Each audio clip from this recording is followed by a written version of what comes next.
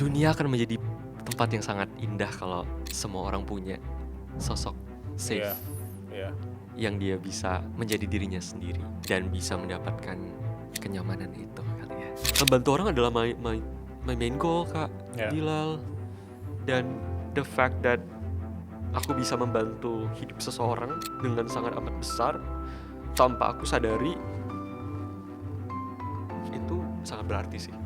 Untuk teman-teman yang punya tics, kalian tahu nggak itu it's a gift. Wow, Gak semua orang punya tics. Dan ketika kamu punya tics, kenapa aku bilang itu gift? Gini, satu, aku belajar lebih empati, Kak Bilal. Aku belajar ketika orang-orang yang punya quote unquote society tells that itu kekurangan, enggak. Aku ke psikiater tahun lalu, itu aku baru didiagnosa depresi. Dan ketika dikulik-kulik sama dokternya, ternyata traumanya tuh bukan muncul semalam atau sehari. Ternyata dari kecil si Sadam umur 10 tahun, 11 tahun, belasan tahun, karena ditekan terus mentalnya tapi tidak ada cara untuk dikeluarin. Kekal memotivasi and inspire others. Pertanyaan menarik. Halo semuanya, kembali lagi di podcast Suara Berkelas. Hari ini aku happy sekali karena kita kedatangan tamu berkelas, orang ganteng dan berprestasi. Ada Sadam Permana. Halo Kak. Halo Kak Bilal. Ayo. Kenapa? Ngefans banget. Oke. Ngefans banget sama Suara Berkelas. Aku adalah pendengar. Aduh, oh my god, kamu harus tahu sesuatu, Kak. Kenapa? Oke, aku tuh baru pertama kali nontonin Kak Bilal. Itu tuh tahun lalu. Oke. Kayak sekitar bulan Agustus, September gitu. Dan itu pertama kali aku nonton dan belajar tentang literasi keuangan. Oke. Jadi sama Mbak Prita Gozi. Iya. Kakak lah dan podcast Suara Berkelas lah yang membuat aku aware sama literasi keuangan. Dan mengubah aku sampai sekarang. Bisa dibilang mengubah kehidupanku. So, I'm a huge fan. Sumpah, beneran. Sumpah. Di dalam to-do list aku ada bikin satu section namanya itu external. Isinya adalah podcast-podcast yang aku dengerin almost every single day. Dan setiap aku dengerin, bukan cuma aku dengerin, tapi aku manifesting what if aku juga jadi salah satu narasumbernya. Dan Suara Berkelas is one of them. Wow. Terima kasih. Oh my god, pas diundang, oh my god. Jadi aku masih kayak ngerasa mimpi, demi Allah kayak ngerasa mimpi banget, Kak, sumpah. Iya, tapi lu balasnya cuek. Dam, Suara Berkelas, oke. Ya gimana ya, aku kan ganteng berprestasi nih, Kak. Jadi kayak ya jual mahal ya. Jual mahal dulu dong, gitu. Wow, thank you. Oh my god, Dam. menangis beneran. Ya.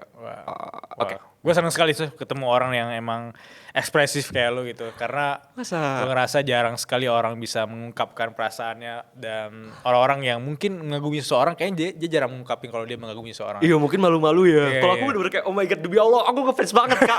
Demi Allah, sumpah. Oh my god, you're so Ini cool, podcast man. pertama Suara Berkelas yang openingnya langsung lu bilang ini sih. Masa sih? Iya. Paling segan mungkin orang-orang. Makanya. Alright. Dam, Oh my god, iya. bagi orang-orang yang udah menonton ini, mereka udah ngeklik video ini, tapi belum kenal siapa Sadam Permana. Karena Masa tadi kan- sih? Kenapa belum kenal? Oke. Harus kenal dong. Udah follow belum? Tuh. Karena gue udah bilang Sorry, aku ganteng dan marah. berprestasi. Nah iya. Takutnya mereka anggap ini bercanda, padahal ini serius kan? Serius? Ganteng gak Kak aku? Iya. Menurut Kakak aku ganteng? Ganteng. Nah, tuh. Berprestasi, buka aja linkin aku udah. Iya. Itu prestasi itu. Real, it's real guys, tuh. Makanya. Oke. Bagi orang yang belum kenal lu, siapa Sadam dengan bahasa yang sangat sederhana? Oke. Tolong bawa gua ke isi kepala lu. Oh my god, aku sering mendengar kata-kata ini di semua narasumber keren itu. Sekarang akulah yang akan menjawab, ya Allah. Oke, Sadam Permana, ganteng berprestasi, cum laude FHUI, pemenang lomba debat APBN Anggaran Pendapatan dan Belanja Negara, best speaker di Kementerian Keuangan, mengalahkan lebih dari 300 orang. Wow. Enggak, itu yang seriusnya. Yeah. Kalau yang lebih seriusnya, Sadam Permana adalah a storyteller, terus juga adalah seseorang yang ekspresif, Yes, just like you yes. said, and a long time learner, I would say. Aku suka belajar, aku suka ngobrol, to make Yeah. friends with everyone. Dan ya itu sih, aku suka explore so many things, gitu. Jadi Saddam the Explorer mungkin, I would say. Oh, bagus. Saddam the Explorer. Saddam the Explorer, ya itu juga aku baru pertama kali ini. Di detik Ucap ini. Iya. Wah, bagus banget sih. Iya, Saddam the Explorer. Iya lagi. Wow. Oh my god, iya lagi, wow. Wah, itu pembelajar, dan kalimat itu menurut aku tadi ketika lu bilang bahwa lu suka menjelajah, lu suka belajar, lu suka ngobrol sama orang. Right. Itu yang bikin gue tertarik mengajak lu suara berkelas gitu ya. Oh my god. Ya. Oke, Dam. Bagi orang-orang yang mungkin masih ragu, which is lu sekarang masuk ke usia 25 tahun ya, yang gue bilang masih masuk ke kategori quarter life crisis gitu. Dan aku yakin pasti ada yang menonton ini itu juga sebaya sama lu atau di bawah lu gitu. Right. Untuk punya level keberanian, kepedean seperti Saddam, itu mereka harus punya apa? Mereka harus punya, aku tuh fun fact, aku lagi baru selesai baca buku. Ini buku yang dikasih sama kakakku sebagai kado ulang tahunku di bulan Desember, itu Let Them dari Mel Robbins. Dan itu buku yang menurut aku bagus banget karena setiap aku next page itu kayak ngerasa ditampar gitu. Yeah. Membuat aku belajar tentang betapa pentingnya punya mindset untuk bodo amat. Let them, biarkan orang melakukan apapun, dan let me decide what I want to do with myself gitu. Jadi menurut aku itu buku yang sebenarnya not necessarily ngebahas tentang confidence, tapi itu membuat perspektif baru aku bahwa ketika kamu ingin menjadi seseorang yang percaya diri, kamu harus punya rasa bodo amat yang sangat tinggi terhadap orang. Biarkan orang ngomongin apapun, karena ya aku notice lagi kayak orang seganteng aku aja, itu ada yang gak suka gitu. Jadi aku kayak, ya Allah, orang seganteng aku aja kayak gini gitu. Jadi akhirnya aku sadar bahwa ya udah, orang akan tidak suka aku apapun yang aku lakukan. Sebaik apapun yang aku ngerasa aku sudah lakukan, orang akan menganggap even konten-konten aku ngerasa aku tidak pernah membuat sesuatu yang sangat amat destruktif untuk seseorang. Dalam artian kayak aku gak pernah bertingkah, aku gak pernah bikin kasus. Nauzubillah min dzalik, jangan pernah ya. Amin-amin jaga bayi. Tapi intinya adalah even aku ngerasa konten-kontenku sudah kayak tujuannya adalah untuk mencerdaskan kehidupan bangsa pun masih ada yang nge-hate. So aku tidak lagi memikirkan orang lain, so I decided to just focus on myself. Itu yang harus teman-teman lakukan ya. Yang mau percaya diri, focus on yourself, bodo amat sama orang lain, dan fokus untuk improve diri sih. Itu menurut aku kunci percaya diri aku dari dulu, dari masih kecil sekali. Bodo amat sih Kak. Gitu. Let them, let me be myself ya. Benar. Kalau misalnya orang-orang yang masih sangat ragu, kayak dia fokus nih jadi dirinya sendiri gitu. Tapi ketika ada 1-2 orang yang bikin dia merasa down, terutama orang terdekat dia, itu apakah actionnya harus ninggalin orang terdekat itu, atau mencoba untuk mengajarkan mereka bahwa gua akan fokus dengan mimpi gua akan fokus dengan goals gua. Tarik balik ke fase lo dari dulu yang masih kuliah, terus jadi debater, terus sempat jadi tim marketing juga. Apakah sepengaruh itukah orang-orang di sekitar lo? Oke, ini mungkin aku tarik balik bahkan jauh sebelum aku kuliah ya. Jadi ketika aku SD gitu ya, ada satu momen yang membuat aku tuh sangat amat trauma dengan komentar orang lain sebenarnya. Sampai hari ini? Sampai hari ini sebenarnya traumanya masih nempel gitu. Apakah itu, jadi ketika aku masih SD, aku itu tuh gak suka makan. Nah karena gak suka makan, jadi aku tuh kurus banget Kak Bilal. So every time aku ketemu orang, guru, teman, keluarga, orang-orang so kayak, ini kurus banget, kenapa gak makan? Ini kurus banget, kurus equals jelek. Jadi aku selalu ngerasa, aku tuh jelek. Aku tuh jelek gitu. Dan aku ingat banget Kak Bilal, anak SD udah ngerasa kayak insecure. Bahkan kata-kata insecure itu gak ada itu. Itu tahun berapa ya Kak? Tahun 2010 kali ya, 2011 gitu. Dan ini bayangin anak SD. Jadi aku dikatain kurus. Apa yang aku lakukan? Aku pakai jaket untuk menyembunyikan badanku yang kurus karena aku takut dikomentarin. So I wore that jacket every single day di sekolah. Dan aku di Sumatera, dan kakak tahu Sumatera sepanas apa. So I wore that jacket every single day just because aku takut orang ngomentarin aku. Dan tetap akan ngomentarin aku pada akhirnya. Itu SD. SMP lebih parah Kak, combo. Udahlah kurus, aku jerawatan parah. Jadi dari SMP aku tuh I wouldn't say benar-benar dibully, tapi ya mungkin boleh lah dibilang dibully. Jadi ada orang yang kayak gini, misal aku lagi lewat, terus tiba-tiba gini, ih muka lo kok gitu banget, Gue jijik liatnya. Terus dia langsung pergi. Terus I was like, what? Kenapa ya kak? Ada masalah apa ya? Dan itu terjadi kak.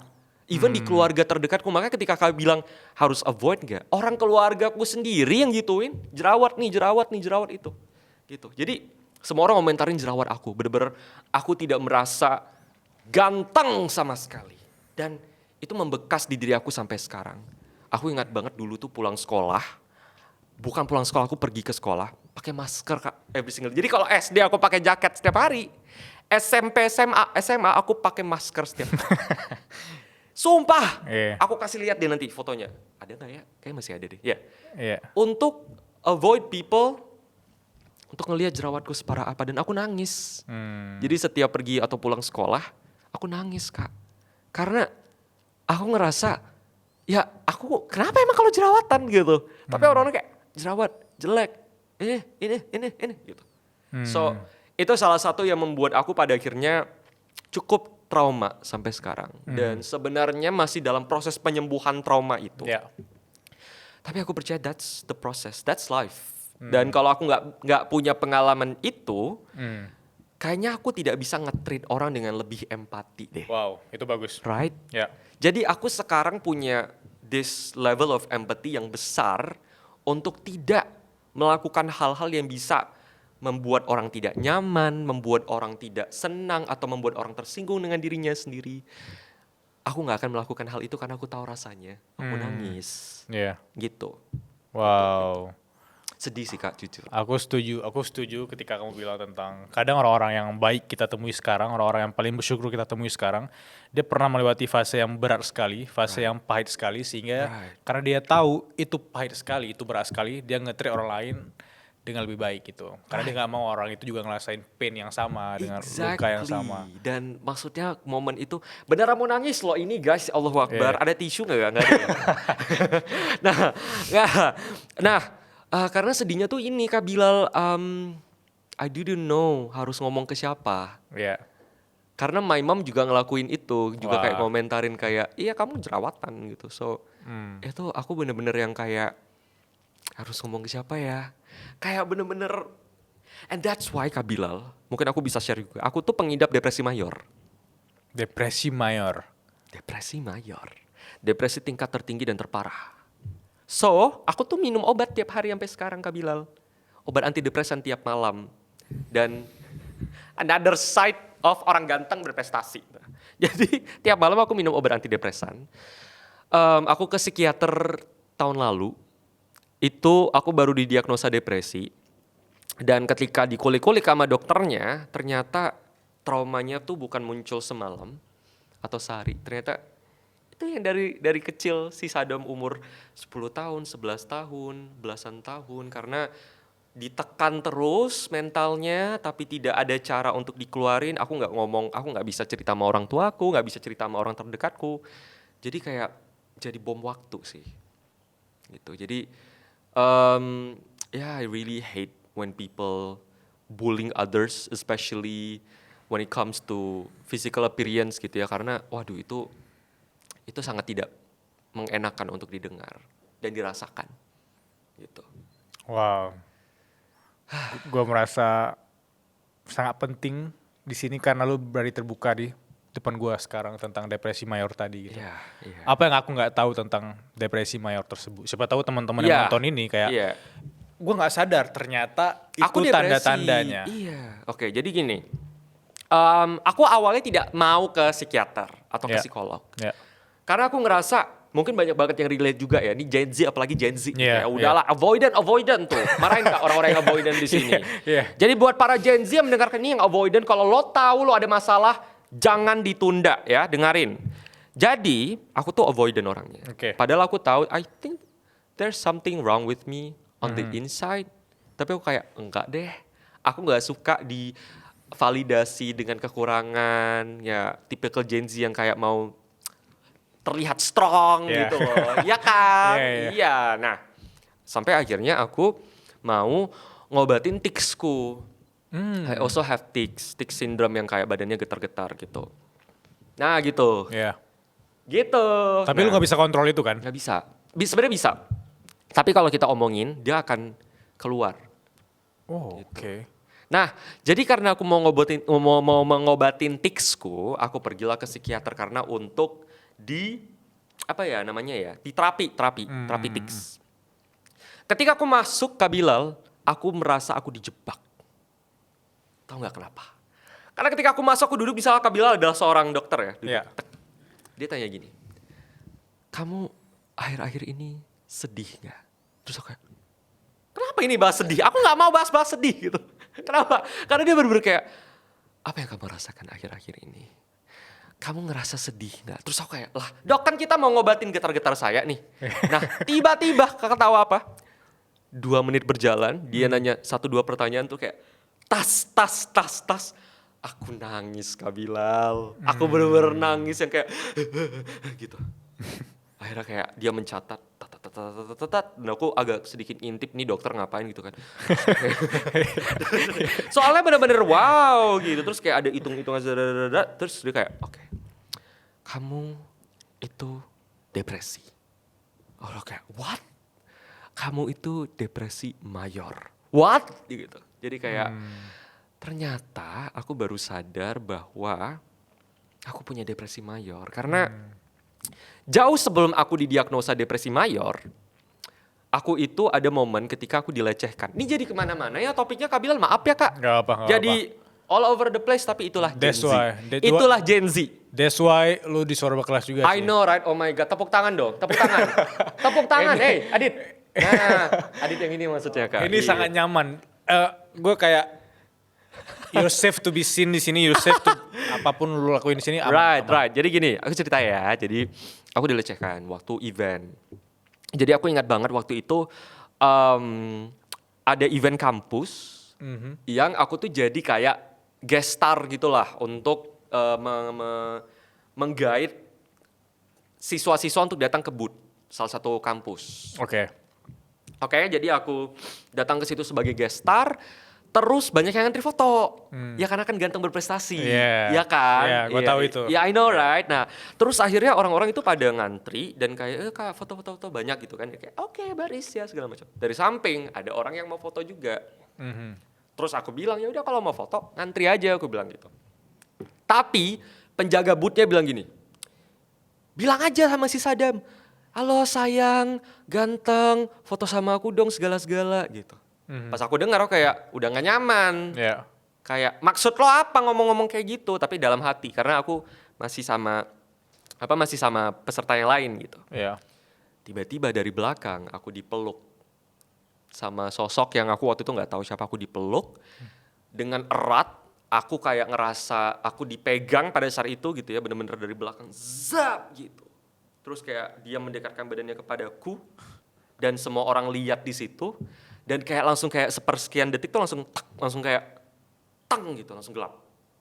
Kayak I didn't know what to do, kayak ngerasa rendah banget sih. Karena pada saat itu aku kayak tidak, dan aku waktu itu belum punya tim juga, jadi gak ada yang temenin aku, gak ada yang bisa speak up buat aku. So that moment aku pulang, and then ketika di mobil aku marahin panitianya, aku bilang kayak ini kayaknya sesuatu hal yang tidak baik.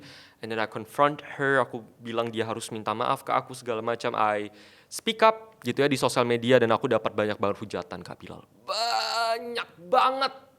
Sampai ada yang bilang kayak gini, lo mah karena so ganteng, karena mau ngeliatin, wah gue ganteng nih gue. Pokoknya aku dapat banyak banget komentar-komentar dari laki-laki yang bilang, aku terlalu lemah untuk speak up tentang pelecehan yang aku dapatkan. Nah, sebenarnya aku itu lebih terpuruk. Karena pelecehan itu salah ya, pelecehan itu salah ya guys, itu udah salah gitu. Tapi yang bikin aku lebih terpuruk adalah karena aku ngerasa pada saat itu aku tidak bisa defend myself. Jadi the fact that I couldn't defend myself, I didn't defend myself, itu yang membuat aku tuh lebih sedih sebenarnya. Kalau misal pada saat itu aku kayak, nggak boleh kayak gitu, nah itu mungkin aku ngerasa lebih baik.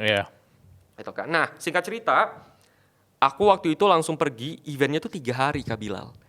Aku harus ke Jogja, ke Kuningan, ke Jakarta. Waktu itu eventnya di Jakarta, Kuningan sama Jogja. Jadi 3 hari berturut-turut. Dan itu perjalanan jauh banget kan. Nah aku udah lecehan di hari pertama. Di hari pertama, Kak Bilal bayangin aku siangnya dilecehkan secara fisik. Malamnya aku live. Terus tiba-tiba aku belum speak up nih tentang pelecehan aku. Aku cuman mau live untuk kayak nge-distract myself. Tiba-tiba ada yang komen gini di live aku. Kok begituan yuk. Wah. That same day aku dilecehkan secara fisik dan verbal. Aku speak up lah pada saat itu. Jadi it was a very bad experience for me. Dimana besoknya aku harus event, besoknya lagi aku harus ke Jogja, jadi kayak baliklah ke rumah. Balik ke rumah, pada saat itu aku nggak ngerasa aku dapat support yang aku butuhkan dari orang-orang terdekat. Malah di momen itu aku ngerasa aku terpojokkan. Jadi tambah kompleks karena ketika aku pulang aku tidak merasa dapat kayak safe zone atau safe place atau bahkan tidak mendapatkan kayak pertolongan yang aku butuhkan secara mental. Dan Kabila tahu apa? That was my first time. Tiba-tiba aku teriak, badanku kaku, aku teriak, nangis, getar-getar badanku langsung kayak tiba-tiba lost. Bangun-bangun pas sadar aku udah kayak langsung udah pingsan.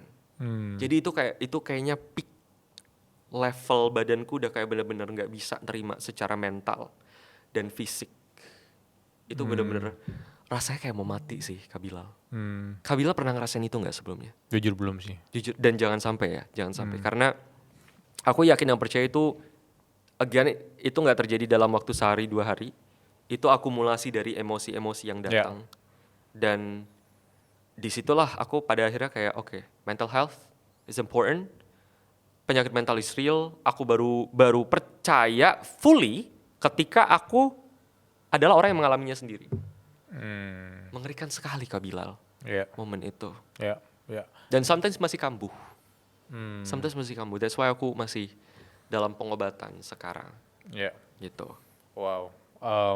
Terima kasih lu udah speak up ini gitu di sini, karena banyak orang yang mungkin pernah atau lagi di fase itu, tapi dia bingung mau cerita ke siapa, dia bingung harus speak up seperti apa, dan gua rasa lu mewakili mereka gitu.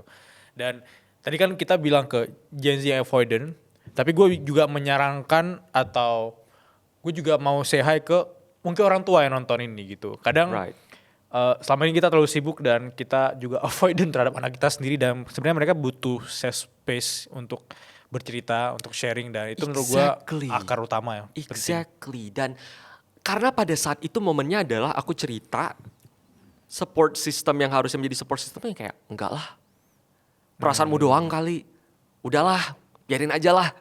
Tapi sementara di situ posisinya aku kayak gitu. Jadi menurut aku support system yang baik, pendengar yang baik adalah hal yang important untuk semua orang. That's why aku sekarang tuh aku malah sebenarnya jarang bercerita, Kak Bilal. I've always been the kind of person yang jarang bercerita dari dulu. That's why aku depresi karena emang pendam gitu. Tapi sekarang justru satu, aku nggak takut bercerita kalau memang aku nggak nyaman. Yang kedua adalah aku malah jadi tempat cerita sekarang. Jadi kayak teman-temanku yang cerita sama aku apa segala macam, karena aku tahu it helps gitu. Itu bisa membantu mereka gitu. Nggak apa-apa cerita sama aku gitu. Itu sih. Sorry gue tiba-tiba mau balik ke tadi ngomongin tentang tics ya, dan bagi orang-orang yang nggak tahu itu, bagi orang-orang yang mungkin sedang mengalami itu juga, apa yang lu bisa share ke aku tentang tics? Sebenarnya itu hal yang sangat akan aku syukuri sih, Kak Bil, ada di industri ini dengan punya tics, karena aku bisa satu, being myself, show people that I also vulnerable and it's okay for you to be vulnerable. Gitu. Yang kedua adalah tics is very normal. Bukan berarti normal itu bukan berarti sesuatu hal yang tidak kamu lihat atau jarang kamu lihat. Normal itu adalah ketika kita sudah mau mengakui bahwa ada sesuatu hal yang tidak sering kita lihat, tapi ada di beberapa orang, dan itu normal gitu. Aku ngomong apa sih barusan? Make sense gak sih? Make sense. Make sense itu ya. Karena kan orang-orang mikirnya kayak normal itu yang sering dia lihat. Tapi sebenarnya normal itu adalah mengakui adanya hal yang ya tidak kita lihat tapi ada, dan itu normal gitu. Normal tuh harusnya seperti itu gitu menurutku. Nah,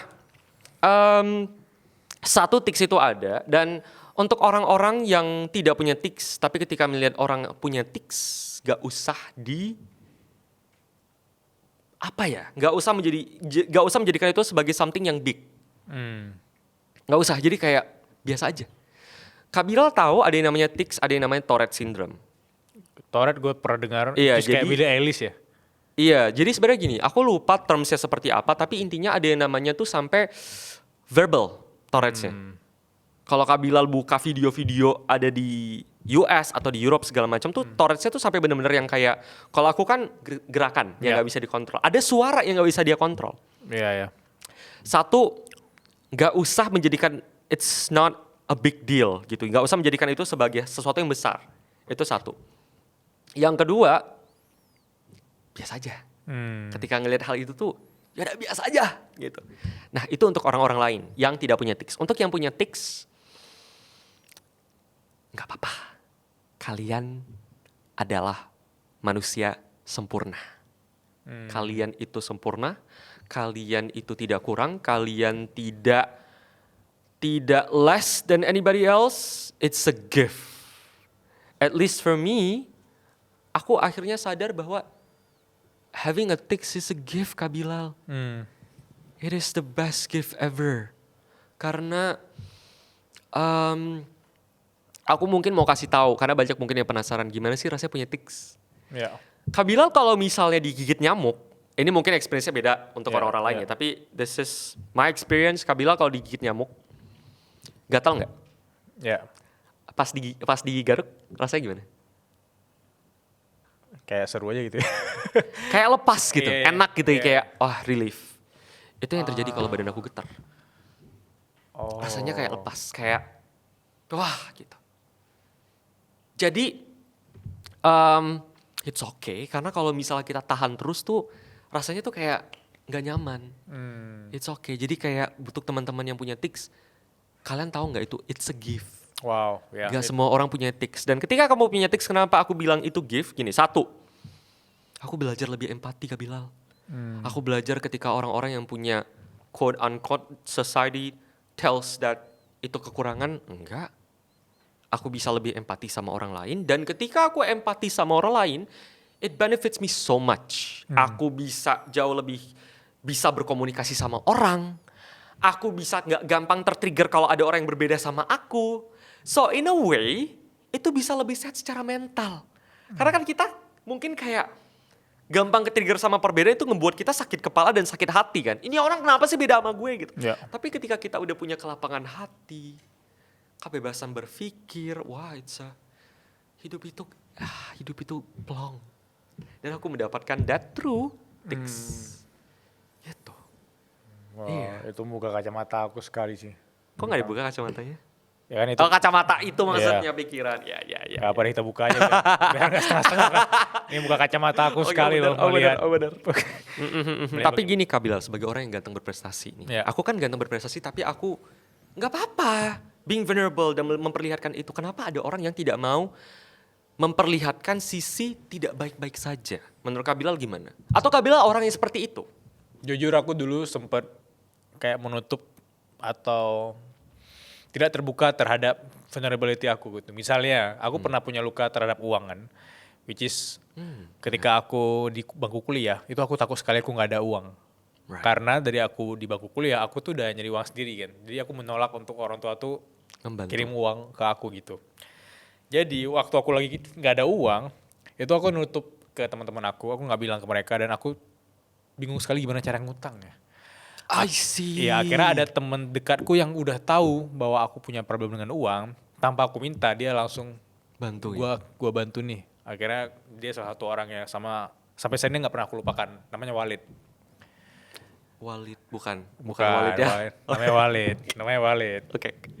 Dia Amerika Palestina. Jarang lu ketemu ada orang Amerika Palestina. Oh my god. Ya, dia Oke, my oke. roommate ketika gua dulu kuliah di Jepang. Wow. Nah, dari sana aku pikir bahwa semakin aku menutup diri terhadap kekurangan aku dan kelemahan aku, justru itu bikin aku ngerasa di lingkungan yang fake dong. Karena aku terbuka, karena tadi Sadam terbuka terhadap aku mungkin lagi problem di sini, aku punya kekurangan di sini.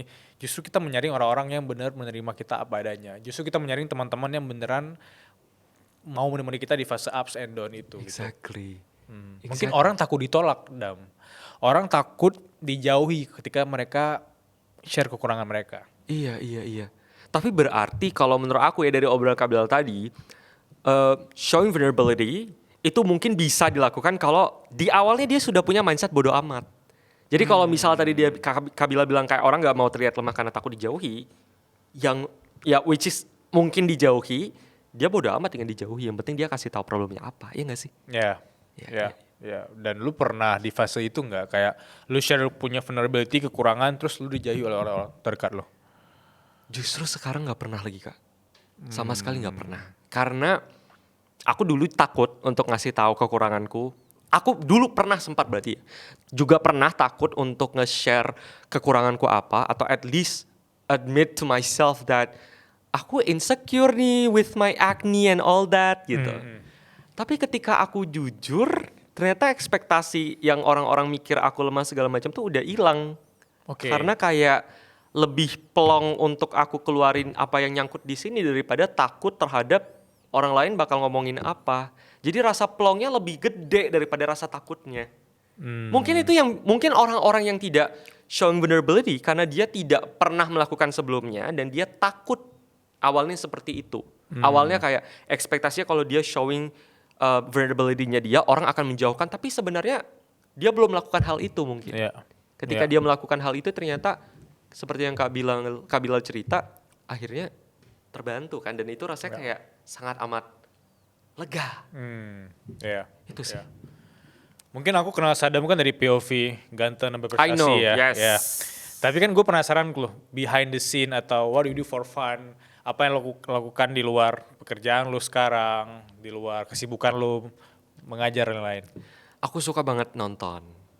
Aku suka banget nonton, dan film favorit aku itu Good Will Hunting.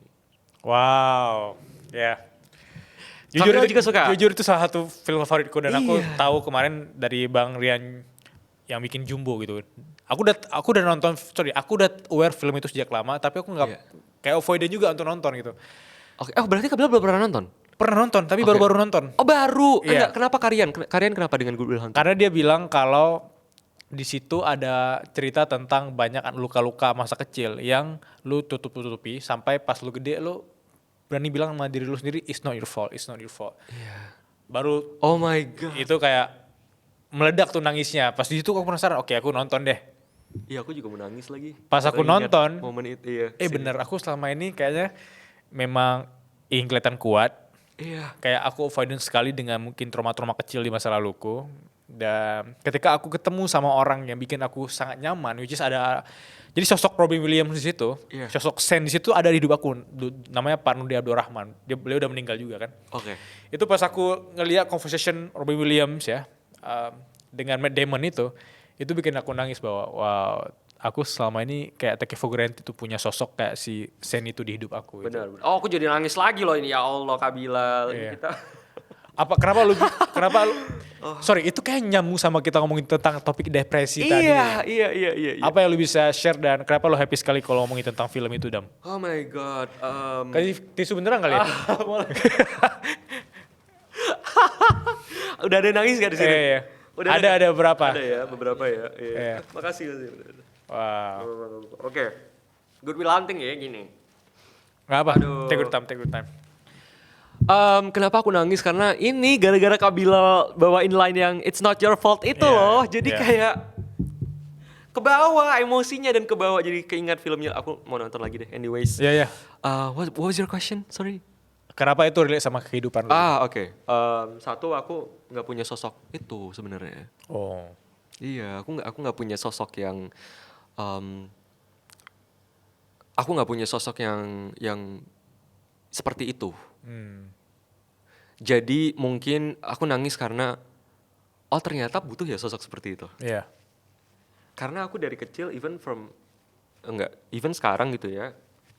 Aku sebenarnya tipe orang yang sama orang terdekatku, orang terdekat banget gitu ya, yang tidak suka melihat aku terlalu meledak-ledak seperti ini. Jadi aku selalu ditekan. Jangan terlalu ketawa berlebihan. Jangan terlalu nangis berlebihan. Jangan seperti ini, jangan seperti itu, jangan lebay. Kamu laki-laki, kamu gitu. So, apa ya? Pergolakan batin mungkin. So, iya, aku nggak pernah punya that kind of safe space lewat seseorang gitu ya. Makanya menurut aku relate banget karena I think it would be better kalau misal aku punya sosok seperti itu kali ya, yang aku bisa being myself. Even with my parents, aku nggak bisa being myself sebenarnya. I'm sorry mom and dad, maaf ya mami papi, mungkin mereka akan nonton ini, tapi aku nggak bisa menjadi diriku sendiri ketika sama orang tuaku. I don't know why. Maybe ya karena itu dari kecil ada pengalaman-pengalaman itu. But anyways, relate banget karena dunia akan menjadi tempat yang sangat indah kalau semua orang punya sosok safe Iya. yang dia bisa menjadi dirinya sendiri dan bisa mendapatkan kenyamanan itu kali ya. Itu sih. Dan kalau lo nggak punya, harusnya lo bisa jadi orang itu kali ya, untuk membuat orang di sekitar lo nyaman gitu. Exactly. Dan aman ketika bercerita ya. Exactly, dan itulah aku lakukan. Aku nggak mau mention siapa gitu ya. Tapi ada salah satu temanku yang dia itu lagi di dalam fase journey tentang keimanan. Oke. Jadi dia ngepost sebuah foto yang pada akhirnya dia memperlihatkan fase keimanan baru dia. Dia teman terdekatku Kak Bilal. Oke. One of my best friends gitu. Dan ketika aku lihat, aku chat dia. Aku nggak ngejudge, aku nggak ngomentar apa-apa. Tapi baru tadi malam aku chat gini. Hi, I know it's not easy for you, aku bilang gitu. Aku pribadi juga orang yang lagi dalam proses untuk belajar keimanan. Nggak apa-apa, aku bilang gitu. It's okay, take your time, aku bilang. Enjoy your process. Dan aku bilang, kalau kamu butuh teman cerita atau curhat atau diskusi about this journey, call me anytime, let me know. I'll be there for you. I'll be the first person yang akan ada di garda terdepan untuk diskusi dan ada buat kamu. Dan dia, ini aku mungkin kasih konteks aja. Dia lepas hijab. Oke. Kak Bilal, dia lepas hijab. Aku chat seperti itu. Pertama dia kayak, maksud lo apa sih, hahaha gitu. Karena aku sama dia tuh bener-bener yang kayak teman apa sih yang kalau ketemu tuh kayak, hey lo gini lo, gitu loh, teman gitu. Tiba-tiba berapa menit kemudian mungkin dia akhirnya baru sadar gitu. Bukan baru sadar, mungkin baru processing everything, and then dia langsung tiba-tiba ngechat aku, balasannya kayak, Kak, thank you for not judging, thank you for not asking. Itu thank you for not judging and not asking. Karena kan ada orang yang kayak, lo kenapa lepas hijab, gue kecewa sama lo. Tapi aku tidak seperti itu. Dan menurutku harusnya emang seperti itu. Gitu sih. Ya, apalagi di zaman sekarang ketika internet itu bisa gampang sekali diakses. Kalau lu buka komentar di TikTok, di IG maupun dimanapun, itu pasti sangat mudah kita menemukan orang ngejudge orang lain gitu. Iya. Kenapa sih? Even kita belum pernah ketemu nih, lu langsung ngejudge orang lain berdasarkan apa yang lu konsumsi dari orang lain juga gitu. Enggak, gini ya Kak Bilal, maaf aku potong. Bahkan before aku seorang content creator, aku tuh gak pernah kayak nge-head comment gitu. Karena gak terlintas di pikiranku untuk melakukan hal itu. Kalau menurut Kak Bilal, kenapa ada orang melakukan hal itu? Why? Untuk kayak gak kenal, and then tiba-tiba hate comment aja. Ya bisa jadi itu bentuk mereka punya insecurity kali ya. Dan menurut gue tuh kan reliefnya orang beda-beda. Bisa jadi reliefnya ketika ya udah gue kesian aja gitu. Dan orang mungkin belum pernah ngerasain fase yang berat sekali sampai ada di momen dia punya empati itu gitu. Empati, balik lagi berarti. Empathy. Ya. Dam, kan tadi lu kayak udah mention 1230 kali tentang ganteng dan berprestasi ya. Iya. Dan gue masuk ke berprestasinya dulu gitu. Karena kalau ganteng gak usah ditanyain. Iya, genetik juga sih. Ya. Tapi tadi kalau lu bilang insecure gara jerawat. Itu juga pernah bikin genetik ya? Oke. Kita masuk ke berprestasi itu loh. Iya. Definisi orang cerdas versi Sadam. Apakah berdasarkan IQ-nya tinggi? Apakah berdasarkan the way dia ngobrol, the way dia nge-treat orang lain? Definisi cerdas versi lu gimana? Kita punya definisi cerdas beda-beda ya. Ya. I prefer, aku mendefinisikan cerdas itu lebih ke EQ daripada IQ. Karena aku percaya bahwa orang yang punya kecerdasan emosional, dia itu akan bisa survive Karena menurut aku kan di dunia ini it's about survival kan. Maksudnya kayak pun ketika orang pintar di sekolah, kerja, mendapatkan uang untuk hidup, untuk survive kan. Survival mode dalam artian. Jadi ketika aku ngerasa orang yang punya EQ yang baik, cerdas emosional yang baik, mau dia pintar dalam artian akademik, atau tidak sekalipun, atau pintar dalam hal skill yang dia punya, atau tidak sekalipun, dia akan bisa survive. Karena aku percaya mungkin bahasa sederhananya atau bahasa ringannya itu adalah attitude. Kak Bilal mungkin sering dengar kan, misalnya kayak dalam dunia kerja aja sekalipun kayak ini orang pintar apa segala macam. Tapi pasti kita akan lebih respect people atau lebih include people untuk masuk ke dalam kerjaan kita. Poin nomor 1 adalah attitude. Jadi I truly believe kecerdasan itu yang aku percaya aku lebih melihat kecerdasan itu secara emosional, secara kecerdasan emosional gitu. Which itu sesuatu yang masih aku pelajari, masih aku berusaha untuk tingkatkan. Tapi ya it's a process. Gitu. Berarti gue keren bakal lu jabarin tentang IQ-nya juga gitu. Karena gue pernah sharing ke Sadam tentang ada temanku yang berprestasi sekali gitu ya. Iya. Dia nggak pernah tahu IQ-nya berapa. Tiba-tiba pas the moment dia kayak udah achieve A, B, C, D, E, F, G, pas dia tahu IQ-nya berapa, dia kaget. Kok bisa IQ gue rendah banget? Kalau gue tahu dari awal IQ gue rendah serendah ini, mungkin gue tidak akan pede atau gue tidak akan yakin mau maju ke lakuin ini, lakuin itu gitu. Right. Kadang itu tuh bukan indikator bahwa lu cerdas atau enggak kan? Iya. Tapi ya berarti poinnya menurutku ya itu poinnya benar untuk yang emotional intelligence. Karena emotional intelligence kan di dalamnya ada part di mana kita resilience, kita berani bangkit, kita punya growth mindset, itu kan emotional gitu. Jadi aku percaya itu cerdas secara emosional gitu. Itu sih. Gue juga bisa melanjutkan cerdas itu menurut gue sekarang, di zaman sekarang. Itu apa yang lu pikirin, ya, apa yang lu ucapin, dan apa yang lu lakuin itu selaras. Dan orang-orang cerdas menurut aku di zaman sekarang itu, apa yang dia visikan, itu perlahan-perlahan mulai dia tekun itu. Sampai kemudian tuh dia bisa mencapai itu. Bukan orang-orang yang kayak mengharapkan bahwa dunia akan membelas kasihan ke kamu, dunia akan bantu kamu, kayak cuma memanjatkan doa doang, tapi nggak ada berupayanya. Betul. Kayak lu cuma cerdas di pengetahuan atau di kepala lu doang gitu. Iya, exactly. Kalau kata Aristoteles mungkin lu juga tahu Dam, kayak the purpose of knowledge is action kan, not knowledge. Right. Ya.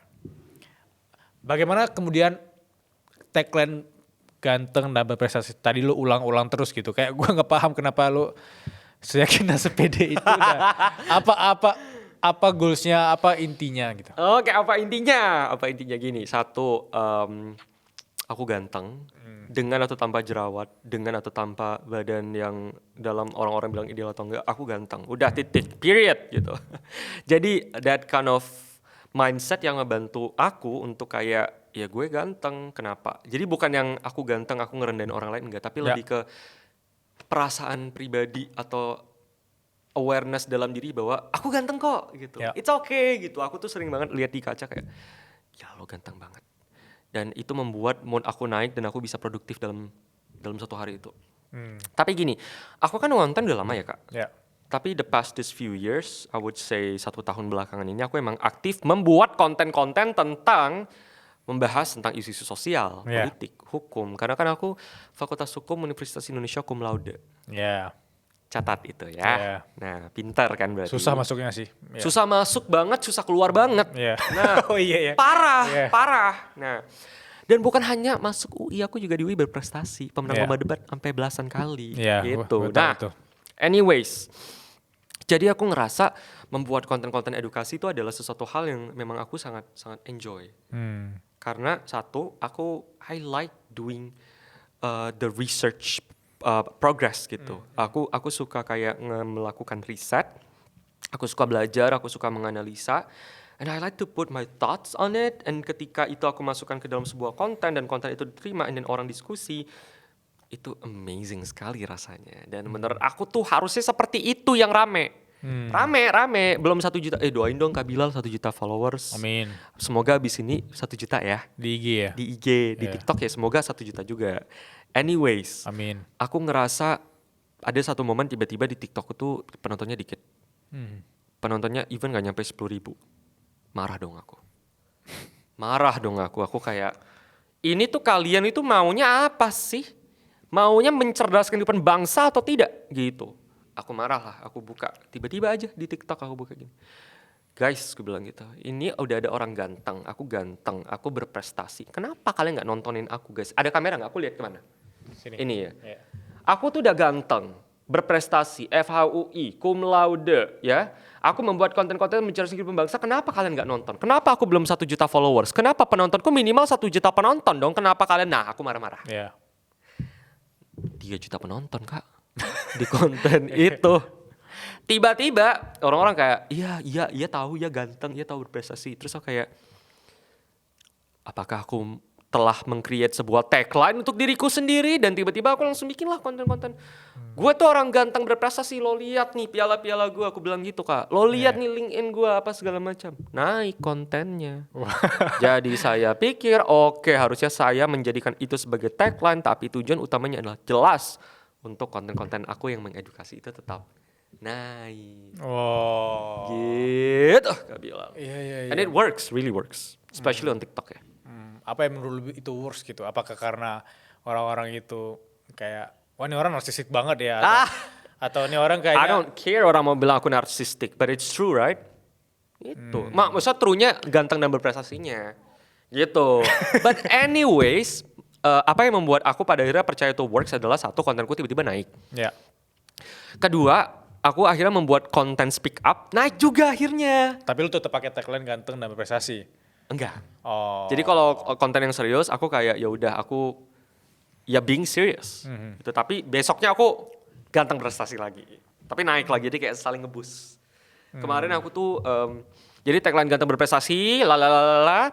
Tiba-tiba aku bikin konten speak up tentang kasus ini, korupsi videographer. Ya. Iya, yang editing 0 rupiah. Itu aku marah banget Kak Bilal di konten aku kayak, ini tuh butuh proses, butuh belajar, butuh skill, aku bilang gitu. 1 juta penonton. Tiba-tiba aku speak up lagi tentang ini, tentang undang-undang baru Israel. Undang-undang barunya. Yang kemudian berbahaya bagi masyarakat Palestine. Aku speak up itu 2 juta penonton. I was very happy karena pada akhirnya konten-konten speak upku juga akhirnya rame. Jadi apa, teman-teman viralin lah aku. Please. Masa iya orang kayak aku gak viral ya gak Kak? Iya. Iya kan? Dengan intensi mencerdaskan kehidupan bangsa harusnya viral sih. Harusnya viral. Iya. Apalagi dengan visual seperti ini. Iya, apalagi di Suara Berkelas. I know, right? Tepuk tangan dulu dong. Gue gak tahu berapa orang yang nonton ini itu beneran kayak Pasti tepuk tangan. Gak sengaja gitu, gak sengaja kan. Iya makanya.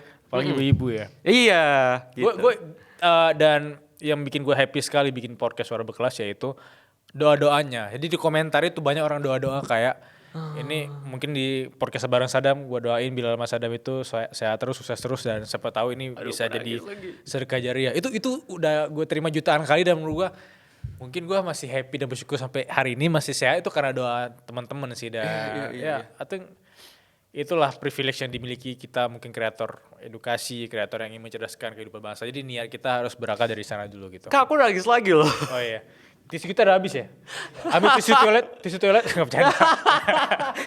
Enggak, karena aku juga sering yang kayak, tisu dong, beneran mau nangis. Beneran ya? Iya, karena aku bikin konten-konten speak up ya Kak. Aku boleh cerita gak sih? Boleh. Waktu itu ada, ini pasti kayaknya ada clippers yang kayak tiba-tiba kayak mood Sadam Permana ya, kayak tiba-tiba ketawa nangis gitu-gitu. Bikin dong guys, bikinin ya. Itu lebih ganteng dari prestasi sih. Jadi, itu baru kategori narsistiknya di situ. Ya. Jadi gini Kak, aku tuh waktu itu ada kasus di Universitas Lampung. Oke. Kasus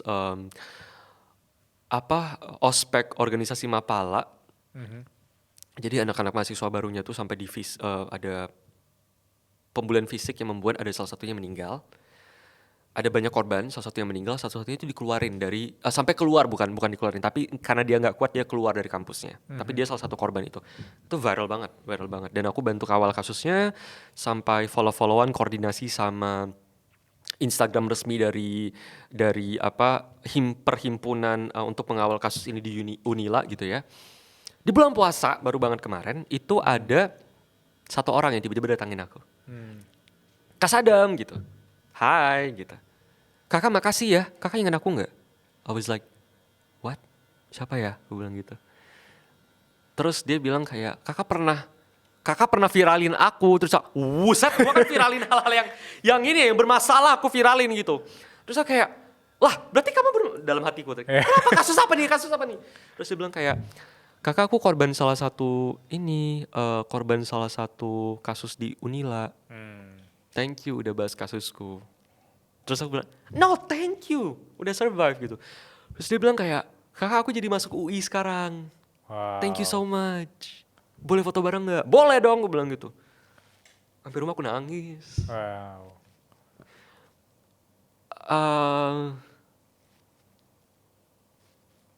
Aku ngerasa kayak, ini masih sedikit yang bisa aku lakuin gitu ya untuk negara ini. Tapi aku ngerasa kayak, gila gue punya purpose ya gitu. Kayak dengan platform yang aku punya, dengan hal yang bisa aku lakukan sekarang, membantu orang adalah my main goal, Kak Bilal. Dan the fact that aku bisa membantu hidup seseorang dengan sangat amat besar tanpa aku sadari, itu sangat berarti sih. Gitu. Jadi viralin lah aku guys. Udah. Itu terlalu maksa sih. Terlalu maksa sih. Iya terlalu maksa ya. Jangan. Cukup. Harusnya orang-orang yang menonton ini juga penasaran dengan kategori berprestasinya sih. Karena ini gue masih serius ya. Tapi ini versi gue juga penasaran gitu. Iya. Kategori berprestasi yang lu punya banyak di kepala lu sekarang, which is itu debat. Lo debater kan? Aku debaters ya. Dan orang-orang kan bisa menyalahpahami bahwa berarti debaters ini kalau tiba-tiba lo berdebat sama orang di tengah jalan, lo jago dong. Tapi itu ada strukturnya. Dan itu juga jujur gue pelajari ketika gue masih di bangku kuliah, dan itu kayak connecting the dots sampai sekarang gue bisa ngobrol sama orang gitu. Tanpa menghakimi, tanpa tiba-tiba punya alasan yang menyudutkan orang tersebut gitu. Benar. Nah, pertanyaan simple. Kalau orang-orang yang di sini penasaran apa itu dunia debate dan kenapa lu bisa berprestasi di sana, lu kayak back to back champion setiap tahun gitu, nggak ada yang bisa mengalahkan Sadam. Mungkin orang kalau misalnya ikut debat di sana, mereka berpikir, ya Allah jadikan aku juara 2. karena juara 1 Sadam. Oke. Seneng kalau gue bilang kayak gini? Enggak. Karena emang real kayak gitu kan. Ya oke. Tapi emang real, jadi anak-anak kampus lang kayak, siapa wakil UI Sadam? Udahlah. Gitu, emang. Iya. Pada saat itu emang gitu. Itu belum ada gue sih. Kalau ada gue mungkin gue pede itu. Anyways. Apa yang menarik tentang dunia debate dan bagi teman-teman yang masih nol banget atau bagi orang tua yang pengen anaknya jadi debater juga gitu. Oh my god, debat itu sangat amat, itu dunia yang sangat amat indah banget, Kak Bilal. Banyak orang yang mikir kalau aku debat berarti aku pemikiran terbuka, egois, gak bisa dengerin pendapat orang lain. Bahkan ada orang yang bilang gini, jangan pacaran sama anak FHUI karena begini, jangan pacaran sama orang debat karena begini. Udah ada stigma. Ada stigma. Karena kan debat, stigma orang-orang dia manipulatif, dia bisa kayak membuat kita jadi merasa salah padahal kita benar segala macam gitu. Which ada lagi kasusnya. Emang ada beberapa kenalan debat aku yang pada akhirnya melakukan hal-hal seperti itu. Jadi dengan ilmu-ilmu debatnya benar-benar bisa ditwist tuh orang-orang, benar-benar dia. Jadi itu in a way ini adalah ilmu yang berbahaya. Basically a tool lah, Kak Bilal. It's a tool gitu ya, yang bisa dipakai untuk apapun gitu. But for me, debate adalah dunia yang sangat amat indah. Satu, obviously aku belajar public speaking gitu ya.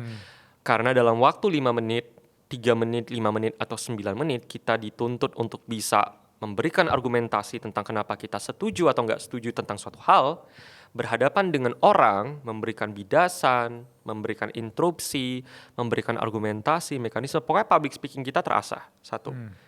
What I like the most about debate adalah critical thinking. Ketika kita debat, kita tidak bisa hanya pro atau kontra. Atau kita hanya stick to pro aja atau stick to kontra aja. Mau nggak mau, suka nggak suka, ketika pun kita pro terhadap sebuah mosi, kita tetap harus belajar kontranya apa. Karena kan ketika kita dapat di pertandingan misalnya, mohon maaf Dewan Juri saya setuju doang nih karena ayah saya percaya ini setuju nih. Kan nggak bisa gitu. Tiba-tiba kita setuju tapi kita ditaruh di kontra, buset gimana kalau kita tidak belajar pola pikir kontra. Jadi aku belajar critical thinking. Ketiga aku belajar empathy, yang tadi aku bilang.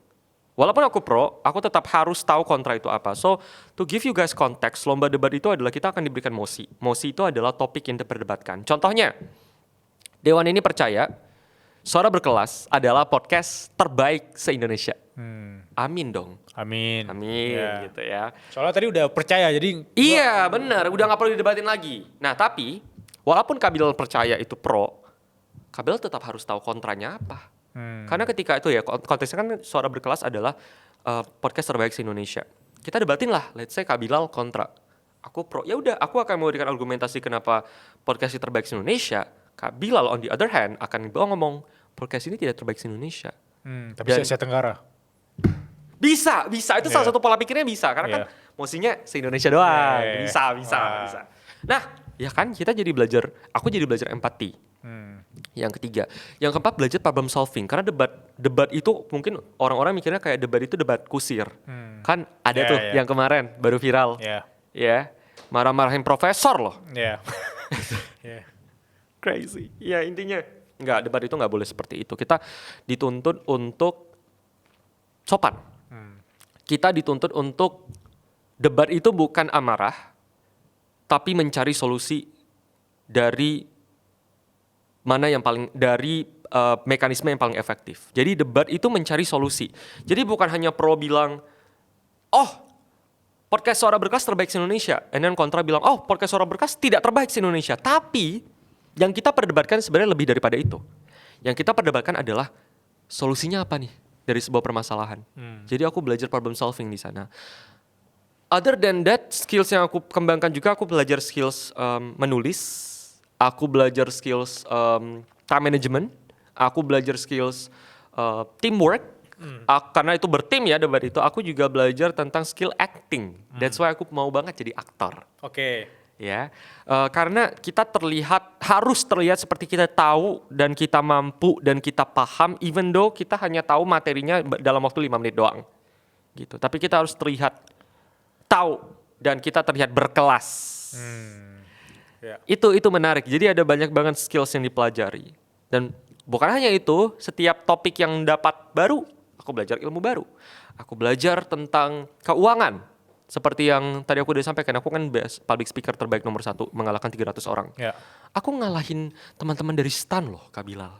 Yang belajar keuangan. Tepuk tangan dong. Lupa. Iya, aku ngalahin orang STAN. Jadi juara 1 public speaker. Tapi anyways, aku nggak tahu tentang keuangan seperti apa. Aku tidak tahu. Aku tidak belajar keuangan, aku kan belajarnya hukum. Tapi ketika aku ke lomba debat tersebut, aku harus belajar dari dasar. Macro economy. Macro economy, dan terlihat harus tahu, terlihat harus paham tentang ekonomi meskipun tidak pakar pada saat itu. Dan Kak Bilal bayangin, ketika aku lomba itu, dewan jurinya adalah bapak dan ibu yang bekerja di Kementerian Keuangan. Mereka lah yang membuat kebijakan keuangan di negara ini, Kak Bilal. Jadi kalau aku udah kayak aduh takut banget mereka yang bikin kebijakan keuangan, aku kalau ngasal gimana ngangeng, enggak. Aku hempaskan panggung itu. Mundur loh semua, aku yang maju. Jadi aku kayak gitu. Memang mundur semua orang ya? Emang mundur semua pada akhirnya, karena aku ngomong ya. Anyways, itu. Jadi aku belajar tentang cara acting tuh seperti apa sih. Cara untuk in a way membuat, takut banget Kak Bilal. Paham. Kaki aku tuh gemetaran, tapi pada saat itu enggak, bisa. Jadi maju gitu. Ketutup mimbar gak waktu itu? Kan kaki aku ketutup mimbar. Jujur ya lagi. Karena kalau lagi begini-gini deh. Kak Bilal bisa relate kan masih? Pernah. Tapi poin pentingnya ini teman-teman, kenapa aku ngajak Sadam juga, kayak orang-orang yang confidence yang lu lihat sekarang, orang-orang yang paling jago ngomong, itu juga manusia. Ya. Which is dia pernah di fase belajar, dia pernah di fase meragukan dirinya sendiri. Tapi kan itu terlatih gitu, the way lu berpikir. Studi kasusnya juga gitu, jam terbang itu terlatih. Dan the way dia melakukan iterasi terus-terusan itu terlatih. Dan Bener. jangan ngelihat bahwa ini kita dewa banget gitu. Jangan ngelihat Saddam tuh dari lahir udah ganteng dan berprestasi. Iya, sorry ya guys, aku tuh walaupun tidak seperti itu tapi berproses kok gitu. Iya. Karena banyak banget Kak pertanyaan kayak, Kak mau dong public speaking sehari semalam biar jago. Ya, sehari semalam kayak bangun candi ya. Iya. Nggak bisa dong gitu loh, jadi proses gitu. Sebelum kita masuk Q&A, Right. cara simple untuk bisa punya ritme yang keren gitu ketika berdebat, atau lu bisa apply juga di dunia nyata, atau sesimpel jago ngomong, Ya. ketemu dengan orang, dan dari awal sampai sekarang lu di Suara Berkelas, lu gak kelihatan kayak orang masih 25 tahun gitu, lu kayak punya jam terbang tinggi sekali Oh untuk my ngobrol. god, aku tidak tua maksudnya. Maksudnya gua malah tadi tortor ya maksudnya. Oh my god. Bercanda ya guys. Jam terbang lu gitu loh, Iya, jam terbang iya, lu iya. siap sekali gitu. Apa yang harus kita pelajari? Apa yang harus dipelajari? Itu pertanyaan mudah, tapi sulit at the same time lagi. Karena banyak banget yang harus dipelajari, tapi Specific skills, specific knowledge. specific knowledge. Mungkin aku mau bilang specific habit kali ya. Boleh. Habitnya tuh lebih ke mau belajar lagi. Mau belajar itu. Satu mau belajar, yang kedua habit untuk tidak merasa udah tinggi. Agak kontradiktif ya sama saya gitu ya. Tapi percayalah, aku aslinya tuh humble banget. Iya kan Kak Bilal kan? Iya, humble banget Bismillah, tadi. aku humble Kak. Iya. Bener. Iya kan? Iya, Tadi gue tolong Sadam angkat 3 galon, dia angkat. Iya, aku humble banget guys. Iya. Murah hati juga. Tapi anyways, Kak Bilal aku nggak pernah ngerasa aku jago. Sama sekali. Ini real. Aku bahkan pernah di posisi aku udah menang lomba segala macam. Maksudnya aku udah punya portofolio keren di public speaking. Ya. Aku ikut satu kompetisi baru, Abang None Jakarta. Ya. Di situ ada lomba public speaking. Dan aku bilang pada saat itu, aku punya pengalaman public speaking. Aku coach public speaking, seorang bahkan guru. Tapi di sana aku belajar dari nol. Aku kosongin gelasku, Kak Bilal. Ya. Di sana, aku salah satu orang yang paling banyak inputnya. Dan didengarkan oleh semua orang. Ya. Mungkin orang-orang lain berpikir, kok bisa nggak punya kayak ego? Karena pada saat itu aku beneran kayak kosongin gelas, dan ketika dikasih feedback aku kayak, oh oke, siap bang, siap non. Dan aku nggak malu. Even though karena pasti ada orang kalau ini dari perspektif orang lain mungkin gengsi ya. Iya, apalagi itu ditonton sama orang-orang lain. Ya. Dan Kak Bilal tahu apa? Aku nggak menang kompetisinya. Aku nggak masuk top 3 even. Teman-temanku yang lain yang nggak punya pengalaman public speaking sebanyakku, itu masuk dan mereka menang. Tapi apa yang aku lakukan? Aku tidak merasa rendah sama sekali. Aku tidak merasa harusnya aku yang menang sama sekali, karena aku tahu di momen itu aku dari nol lagi, kosongin gelas. Dan aku baru sadar itu terjadi di semua hal yang aku lakukan. Ya. So every time I join a competition, even though di kompetisi yang sebelumnya aku udah menang juara 1, tapi itu hanya terjadi di lomba itu. Hanya terjadi di panggung itu. Ketika aku udah turun dari panggung itu, udah nggak ada Sadam Permana juara 1. Kompetisi berikutnya dari nol lagi Kak. Jadi satu, mindset kosongin gelas itu akan sangat membantu untuk kita menjadi seseorang yang bisa menyerap ilmu dari manapun. Yang akan jauh lebih efektif daripada di dalam otak kita, gue udah paham, gue udah tahu, gue udah jago, gue harusnya bisa. Itu menghambat progress. Menghambat progress. Dan yang kedua adalah, atau yang ketiga adalah growth mindset. Aku percaya sekali. Aku adalah orang yang sangat cinta kekalahan. Aku adalah orang yang sangat cinta quote unquote kegagalan. Ya. Karena dari situ aku belajar banyak sekali. Ketika aku bisa menang juara 1, dengan ketika aku kalah dari lomba, aku akan jauh lebih belajar ketika aku kalah. Ya. Karena ketika aku menang, I am the standard, period. Yeah. Orang belajar dari aku. Terus aku belajar dari mana? Ya. Gitu loh. Jadi Yeah. ketika aku kalah justru aku, oh dia menang karena apa? Aku kurang karena apa? So aku adalah orang yang sangat suka kekalahan dari perlombaan justru. Ya. Itu sih. Ya. 2 quotes yang cocok dari obrolan kamu tadi. Yang pertama, jangan pernah envy orang lain ya. tapi pelajari mereka, study them. Right. Observe them. Ya, ya. Terus yang kedua yaitu bahwa orang-orang yang berkelas yang pernah aku temui itu orang yang rela untuk memulai dari nol lagi gitu, melepaskan topi ego mereka Iya. dan rela untuk kelihatan paling bodoh even di kelas atau dimanapun mereka berada. Tujuannya apa? Kayak lu nge-refresh gitu loh, kayak tidak nyaman selalu belajar dari kemenangan-kemenangan. Even kata Reza Radian yaitu kadang kita harus belajar dari kekalahan gitu. Kayak enak loh sesekali jadi kalah agar lu bisa meredam ego lu sendiri dan lu bisa merasakan gimana ya menjadi beginner mindset lagi gitu. Bener. Tapi kalau aku boleh share juga Kak Bilal, aku juga nggak tahu kenapa pada saat itu aku benar-benar tidak punya sense of ego sama sekali, even though aku udah jadi pemenang lomba debat dan aku tidak dipandang sama dewan juri untuk menang di perlombaan itu dengan banyaknya pengalaman aku dan bahkan dikasih feedback yang banyak banget yang mana aku syukuri sekali. Aku tidak merasakan sebuah apa ya? Kalau orang-orang bilangnya egonya kesenggol. Oh ya.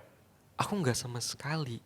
Dan menurutku seharusnya itu mindset yang dimiliki oleh semua orang. Yeah. Karena pada saat itu mungkin aku akhirnya berusaha untuk bisa relate. Kenapa ya ada orang-orang yang tidak mau egonya disenggol? Dan aku percaya ternyata mereka merefleksikan mereka punya pencapaian dengan personal life-nya dia. Oh iya. Yeah. Aku nggak merasa kesenggol pada saat itu karena aku percaya itu bukan kehidupan personalku. Sadam Permana ganteng berprestasi itu bukan personalku yang sangat amat lekat denganku. Itu adalah bagian dari diriku tapi bukan seutuhnya personalitiku gitu. Mungkin orang-orang yang tidak suka disenggol egonya adalah karena dia ngerasa itu udah kebawa personal banget. Yeah. Itu sih. Kak Bilal setuju nggak? Setuju. Berarti kayak konteksnya simpelnya kayak tiba-tiba lu nggak ganteng dan lu nggak berprestasi, lu merasa gagal. Padahal enggak kan? Iya. Itu kayak kemelekatan sih terhadap suatu konteks ya. Wah menarik. Kemelekatan. Ya. Attachment ya. Attachment. Di zaman kreators ekonomi kayak sekarang, semua orang berlomba-lomba untuk hasilin cuan dari dunia digital. Tapi faktanya nggak semua orang tahu bahwa kita bisa menghasilkan uang dari satu website builder doang. Kita bisa jualan kelas, bikin digital produk, book konsultasi, sampai bikin e-book, bikin tulisan-tulisan atau karya-karya kita dijual langsung dan orang semua bisa ke sana untuk langsung check out di sana. Jadi kita bisa sambil tiduran 24 jam kita tidak harus mengontrol website builder tersebut, tapi uang bisa tetap masuk dari karya kita. Aku bakal kasih solusinya. Solusinya ada di Link ID atau Linkit dan aku udah pakai Linkit sejak tahun 2022 dan itu memudahkan sekali kalau kita sebagai kreator menghasilkan uang dan semua orang bisa akses karya kamu di sana. Misalnya kamu penulis kayak aku. Kamu bisa bikin e-book, even orang-orang bisa konsultasi sama kamu dengan bikin appointment di sana dan mereka bisa menentukan jadwalnya, menyesuaikan dengan jadwal kita sebagai penulis. Bahkan yang menariknya, meskipun kamu belum punya produk digitalmu sendiri, kamu bisa affiliatein produk orang di Linkit dan itu luar biasa banget. Banyak kreator-kreator di luar sana nggak punya produk sendiri tapi bisa hasilin 2 digit, 3 digit per bulan di Linkit. So, bagi teman-teman yang belum bikin Linkitnya, tunggu apa lagi? Langsung bikin sekarang. 3 pertanyaan Dam dari teman-teman Suara Berkelas. Ya. Pertanyaan pertama yaitu dari Safa Mirza 24. Ya. Umurnya 24 tahun. Gak tahu nih. Oke. Safa Mirza 24. Bisa jadi kelahiran 2024 ya. Oh iya. Coy, oke. Kak, gimana cara belajar efektif selain dari baca buku doang?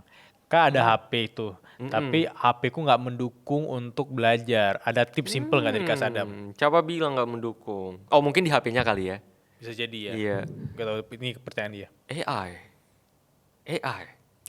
GPT. Aku tukar pikiran sama GPT. Aku belajar. Misalnya aku lagi traveling nih. Kayak kemarin aku ke Jepang gitu. Aku ngelihat itu apa kan nggak punya tour guide juga. Aku tanya sama GPT belajar hal baru.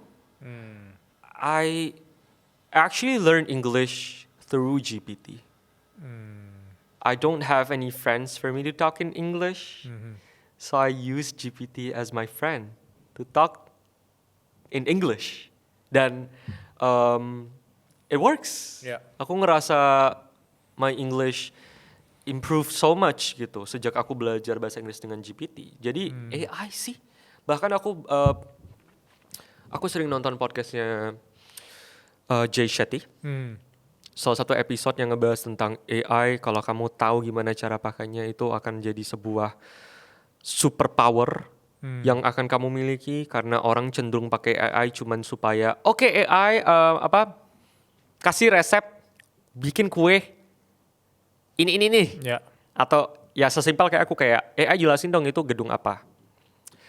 Tapi orang nggak banyak menggunakan AI untuk tukar pikiran atau untuk ngasih perspektif baru. Mungkin sekarang udah banyak karena Ya. aku tahu banyak Gen Z yang akhirnya curhat sama AI. In a way, AI itu jadi tempat untuk ngasih perspektif. And that's good, right? Kita belajar perspektif baru through AI meskipun nggak semua bisa kita ambil, tapi belajar dari AI dalam artian kita tuh harus kasih prompt. Promptnya adalah tolong jujur kasih tahu aku kurangnya di mana, aku bisa improve di bagian mana. Karena kalau kita nggak kasih prompt itu, AI itu kan dia pendekatannya itu memberikan ketenangan kepada usernya. Jadi dia yang nggak. Tapi kalau kita kasih prompt kayak AI tolong jujur kasih tahu kesalahanku apa dan lain sebagainya. Jadi apa yang aku lakukan adalah aku bilang sama AI promptnya adalah kasih tahu aku kurangnya di mana, grammarnya perbaiki, aku salahnya di mana, aku harusnya bisa ngasih jawaban yang lebih baik seperti apa. Jadi tergantung promptnya kita kasih seperti apa. Itu sih cukup dengan HP.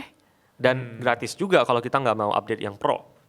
Tetap masih bisa dipakai. Sekarang teman-temanku pada nyaranin kalau mau beli yang Pro itu versinya cloud ya. Oke. Lo udah main belum? Belum. Kenapa teman-teman Kabila nyaranin itu? Karena katanya lebih advance aja. Lebih pinter. Lebih manusiawi. I see. Kenapa GPT emang kenapa tidak manusiawi? GPT masih ada robot-robotnya sih katanya. Ini kita nggak ngomongin konteks jualan ya teman-teman. Ini nggak ada iklan juga. Ini cuma sharing pendapat doang. Iya. Harusnya Cloud terima kasih ke gue ya. Udah free marketing ya. Habis ini. Tapi bayar. Tapi lu harus bayar. Itu bayar ya, oke. Kabila udah coba? Belum coba sih. Temanku udah coba. Aku akan coba. Aku cek langsung berapa. Even dia bisa ngerjain beberapa postingan carousel lu gitu. Wow, berarti bukan cuma tapi juga membuat sesuatu bisa ya. jadi teman dari versi teman asisten gitu. Asisten pribadi. Iya. Berarti aku nggak perlu asisten pribadi maksudnya gitu. Aku nggak perlu asisten pribadi. Enggak, tapi dia nggak bisa datang temenin lu ke podcast gitu loh. Maybe in the future? Iya. Maybe in the future. Nggak mungkin deh, nggak mungkin. Oke. Tapi biasanya perkembangan harus diragukan seperti ini, nggak mungkin. Iya, exactly. Kita ke pertanyaan kedua. Oke. Banyak banget nih yang nanya lagi. Oh really? Ya. Memang harusnya banyak dong. Dari Tom_IYY. Salam, saya dari Malaysia Kak Sadam. Saya nak tanya, macam mana cara kakak untuk kekal bermotivasi dan bisa inspire others? Kekal bermotivasi and inspire others. Yeah. Pertanyaan menarik. Oke. FYI emang rata-rata penonton kita juga dari Malaysia. Oh really? Halo Malaysia. Aku kemarin baru ngobrol-ngobrol loh Kak sama salah satu content creator Malaysia. Iya. Prospeknya gede banget tahu. Oh serius? Nanti kita ngomongin off the record ya. Tapi Iya. pasti kalau aku kasih tahu Kak Bila langsung wow kayaknya pasar Malaysia oke juga nih. Iya. Gitu. But anyways. Berarti ini ada 2 questions ya. Iya, Yang kekal pertama motivasi itu dan inspire others. Kekal motivasi and inspire others, ya. Oke, macam ni. For kekal Gak usah. Mereka juga paham bahasa Indonesia dong. Iya. Dengan kekal motivasi, aku tuh tipe orang yang suka banget channeling big energy from others. One of the reasons why aku suka banget nontonin Suara Berkelas adalah karena aku suka channeling energi dari narasumber di Suara Berkelas, channeling energinya Kak Bilal atau siapapun gitu yang ada di kursi ini, by the way, ya Allah. Bismillah. Anyways, aku tuh kebiasaan dari kecil Kak Bilal. I don't know why, tapi menurut aku ini kebiasaan yang salah satu habit yang membawa aku ada di titik ini juga. Aku suka banget nonton seseorang. Dulu tuh waktu aku masih SMP. SD mau ke SMP. Aku tuh udah nontonin Mata Najwa. Zek. Dan ketika aku ngelihat Banana, aku selalu ngelihat Banana, bukan hanya nonton, tapi aku membatin. Kayak aku ambil energinya, dan aku taruh di sini, dan aku internalisasi, dan aku proses ke sini, dan aku outputin. Jadi aku sering banget kayak di kaca, selamat datang pemirsa, saya Sadam Permana, tuan rumah Mata Sadam. Keren. Dan itu udah aku lakukan dari dulu. Dan every time I feel unmotivated, every time I feel down, or I feel sad, or I feel capek nih gitu. Aku buka orang-orang keren yang aku rasa membawa energi itu. Dan dengan melihatnya saja itu udah bisa kayak masuk. Bukan berarti bilang menjadi orang itu, tapi ambil energi orang itu untuk diri kita, untuk versi kita sendiri. So itu yang aku lakukan dari dulu. Channeling energy. Dan itu stay motivated karena banyak banget orang-orang keren di dunia ini. Yeah. Aku channeling energinya Jay Shetty, aku Yeah. channeling energinya Mel Robbins. Aku boleh promosi podcast-podcast yang lain kan? Boleh. Apalagi podcast luar negeri kan? Suara berkelas gitu. Dalam negeri boleh? Boleh juga. Oke. Aku tuh suka banget ngikutin podcastnya Pancatera. Oh iya, Pancatera tahu. Itu sangat awal dan aku ketemu sama KB di Thailand, salah satu hostnya gitu ya, ketemu sama KB dan responnya sama dengan pertama kali aku ketemu Kak Bilal. Aku nge-freeze, aku langsung mau pingsan, kayak oh my god akhirnya ketemu gitu. Aku suka banget nonton mereka karena mereka sangat amat very inspiring, strong, independent woman yang kayak energinya tuh strong, very strong, yang bisa aku masukin, aku channeling ke myself. So every time aku ada di seminar, webinar, atau aku buka kelas sendiri, dan ini salah satu cara untuk, salah satu tips public speakingku ke orang-orang adalah channeling energi orang-orang keren. Wow. Itu sangat amat berdampak dan terbukti sekali, Kak Bilal. So itu buat pertanyaan yang motivated ya. Nah buat pertanyaan yang berdampak, ada satu momen sebelum aku menjadi seorang content creator, aku merasa I hated myself so much. I didn't know back then that it was my symptoms of having major depression. But at that time I felt like I just wanted to kill myself. To the point that I wanted to kill myself gitu. Dan saat itu yang aku bisa lakukan cuman aku ngomong verbally, "Damn, I hate you. I hate you so much," sambil nangis. Kak Bilal pernah punya experience itu nggak? Yang kayak benci sama diri sendiri, to the point Kak Bilal tuh ngomong secara langsung. Pernah. Gue benci sama diri lo sendiri. Pernah. I felt disgust with myself pada saat itu, kayak aku benar-benar kayak berkali-kali dan itu sering setiap hari. Sampai ada momen di mana aku lagi nangis di luar rumah, nangis dengan sangat amat gitu ya, karena itu benci sama diri sendiri. Tiba-tiba datanglah seorang kucing berwarna putih yang seekor seorang. Takutnya siluman gua. Yeah. Coy, mungkin siluman Kak, karena ini ceritanya. Aku tuh lagi sedih-sedihnya. Tiba-tiba datanglah kucing itu. Matanya tuh biru banget Kak Bilal. Biru sekali. Tubuhnya tuh kecil, tapi putih warnanya. Dan bersih banget. Dia terlihat seperti kucing kampung, tapi menurutku kucing kampung harusnya tidak seperti itu. Yeah. Tidak ada cakar-cakar, tidak ada bekas luka atau bersih banget. Dia datang ke aku dan tiba-tiba langsung mengeluskan kepalanya di tanganku. Langsungnya benar-benar kayak zep gitu. Dan itu momennya benar-benar ketika aku lagi nangis di halaman rumah. Dan pada saat itu aku ingat ada makanan di dapurku. Aku ambil makanannya, aku kasih, dia makan, tetap ngelus-ngelus lagi, mungkin itu the way buat dia ngasih terima kasih, dan dia pergi. Dia melakukan itu selama 3 hari, dan sampai sekarang dia nggak kembali, dan sekarang aku nggak tahu kucingnya di mana. Mungkin dia adalah seorang siluman, kita nggak pernah tahu.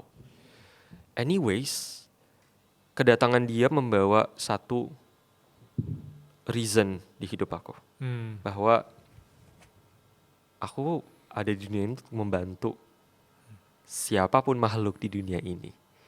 Jadi aku lahir di dunia ini, Tuhan memberikan aku kehidupan di dunia ini untuk hari itu supaya aku bisa memberikan makan kucing itu. Supaya kucing itu bisa makan. Dan itu adalah that's enough reason buat aku ngerasa I have a purpose in this world, in this life. Dan momen itu yang pada akhirnya membuat aku tidak membenci lagi diriku. Karena purpose-ku pada saat itu langsung berubah. aku ingin berbuat baik kepada siapapun. Dan itu aku lakukan sampai sekarang. Jadi nggak perlu hal besar, nggak perlu speak up ditonton jutaan orang meskipun itu yang aku lakukan ya. Tapi doing something so little itu yang udah mengisi kekosongan di hati. Dan itu menjadi motivasi aku untuk terus berdampak. Dan menurut aku semua orang harus seperti itu. Kak Bilal sering volunteer? Sering ya. Aku tuh dulu jarang volunteer. Sekarang sering karena pengalaman pertama kali aku volunteer itu tahun lalu. Pertama kali. Aku langsung volunteer bertemu sama teman-teman Down syndrome. Aku nggak pernah ketemu langsung sama teman-teman Down syndrome. Aku nggak, mau nangis lagi nih coy. Aku nggak pernah ketemu langsung. Si Adit langsung refleks, langsung mau ambil tisu. Oke, aku nggak pernah ketemu langsung sama teman-teman. Terima kasih. Tapi sebelum itu aku tuh sering banget ada satu account di YouTube, aku lupa nama YouTube-nya siapa, tapi isi videonya tuh dia bertemu dengan teman-teman yang disabilitas dengan berbagai macam disabilitas. Jadi dia ketemu ngobrol langsung karena pada akhirnya aku sadar bahwa teman-teman ini tuh butuh di-treat normally untuk in terms of komunikasi dan lain sebagainya gitu. So, tapi sayangnya aku waktu itu belum pernah ketemu sehingga akhirnya ditawarin untuk ikut volunteer menemani teman-teman disabilitas untuk camping di Lembang selama 2 hari. That was my first time meeting people with Down syndrome dan aku ketemu sama namanya adalah Davi. Davi umurnya 23 tahun. Kita ketemu dan di situ aku ngobrol sama Davi, tukar pikiran bahkan dan bertemu secara langsung gitu sama Davi. Aku ngelihat seberapa Davi ini sangat amat be present dengan aku, dia menatap mataku dengan sangat amat dalam, kehangatannya sangat amat kerasa dan dia selalu memegang tanganku dengan amat sangat nyaman dan aku pun sangat amat gembira dan being present with him, especially di saat itu di gunung ya, jadi tidak ada jaringan, jadi aku nggak bisa open sosmed. Yang aku very very thankful for that karena pada akhirnya aku bisa being present with alam dan Davi. Dan ketika aku pisah sama Davi, kita pelukan, wah air matanya banjir banget. Aku ngerasa pada saat itu sangat bersyukur ketemu Davi karena ada satu warna baru di hidupku. Yang mana menurut aku semua orang harus menemukan warna itu. Warna untuk membantu dan berdampak. Sekecil apapun. Dan warna itu sih Kak yang aku gak bisa jelasin pakai kata-kata ya. Cuman Kak nangis lagi gimana sih Kak? Sorry ya. Aman-aman. Cuman kayak itu sih. Jadi tips buat kenapa berdampak adalah aku selalu mencari warna-warna baru. Wah. Itu. Gue takutnya lu sedih mulu di tadi karena lihat muka gue kasihan kan. makanya gue bingung nih. Gue juga. Kak Bilal, gimana sih? Jadi nangis nih saya. Tapi anyways thank you so much ya. Kita ke pertanyaan ketiga. Oke. Let's go. Ini kayak relate sama lu, tapi akunnya mungkin second account atau akun ke-12 dia ya. Soalnya susah banget dibaca. Gen Z banget nih berarti punya akun sampai 12. Pertanyaan ketiga dari JPG.NZZZ. Bagaimana cara Sada membangun ambisi namun masih terbatas dalam tindakan? Membangun ambisi tapi masih terbatas dalam tindakan. Oke. Cara aku membangun ambisi. Satu, aku adalah I was a very ambitious person back then. Salah satu the reason why aku ikut lomba juga karena I'm very ambitious of competing with my friends dan ngedapetin ilmu baru, learn new things, meeting people, collaborate and everything. I love that so much. But now I would say masih ada sisi ambisius itu tapi lebih ke track aja. Jadi menurut aku kalau ditanya sekarang gimana cara menjadi sisi ambisius, aku akan punya jawaban yang akan berbeda dengan ketika aku kuliah gitu. Kalau sekarang aku bisa bilang aku akan mendefinisikan ambisi sebagai bahan bakar. untuk mencapai goals. Jadi aku lebih suka sebelum aku membangun ambisi, aku membangun goals terlebih dahulu, which is something yang udah aku bikin bersama dengan tim. Aku akan ngapain aja di tahun ini, aku akan mencapai apa aja di tahun ini, aku akan ngapain aja and so on and so forth. Tapi your goals itu harus terukur. Jadi aku percaya bahwa untuk membuat sebuah goals harus ada ukuran yang bisa dicapai. Nah, ambisi adalah sesuatu yang ngebakar itu untuk mencapai si goals itu. Nah, menurut aku membangun ambisi itu dilakukan dengan selalu mencari bahan bakarnya apa. Bisa dari apapun. Aku bisa membakar ambisiku lewat nonton Suara Berkelas. Aku bisa membakar ambisiku lewat bercerita sama teman-teman yang menurut aku very bright dan sangat amat excellent di pekerjaan mereka. Aku bisa membangun ambisi lewat nonton film yang sangat inspiring seperti Good Will Hunting tadi. Itu membakar ambisi banget kan. Gitu. Dan itu sih kalau dari aku. Jadi mungkin aku menjawab pertanyaannya dengan ngasih another different perspective of what ambitious is to me dan gimana cara aku ngebangunnya. Itu sih. Kalau versi aku tadi mau nanya sebenarnya yang nyambung sama pertanyaan dia yaitu gimana? Dari ambisi ke tindakan, mana ambisi yang kemudian lo convert jadi prestasi dan lo sampai sekarang tuh bersyukur banget gitu. Right. Tuh kayak ambisi banget nih. Terus lo dapat prestasi itu, tapi bukan prestasi yang kayak cuma senang sebentar doang terus lenyap, tapi kayak prestasi yang sampai hari ini lo syukuri. Wah, gue bersyukur karena gue dapetnya itu. Apakah sesuatu yang prestasi besar banget atau prestasi kecil gitu? I'm not gonna lie, the first time aku ikut lomba debat waktu kuliah dan itu adalah ambisi terbesar aku pada saat itu adalah supaya bisa menang juara 1 dan aku mendapatkan itu dan aku senang banget. I'm not gonna lie, itu adalah perasaan yang senang banget. Apalagi waktu itu aku maba, Kak Bilal. Aku maba dan aku bisa mengalahkan, aku mungkin boleh sebut kampus ya. Aku mengalahkan UGM pada saat itu yang mana ada salah satu debaters itu yang udah semester 7 dan udah kayak legend banget di UGM gitu, yang udah kayak wah gitu. Dan aku bisa mengalahkan beliau dan tim. Wow. Itu pride banget dong gitu, yang kayak bener-bener gila seorang maba yang gak punya pengalaman bisa mengalahkan. But anyways itu gak bertahan lama.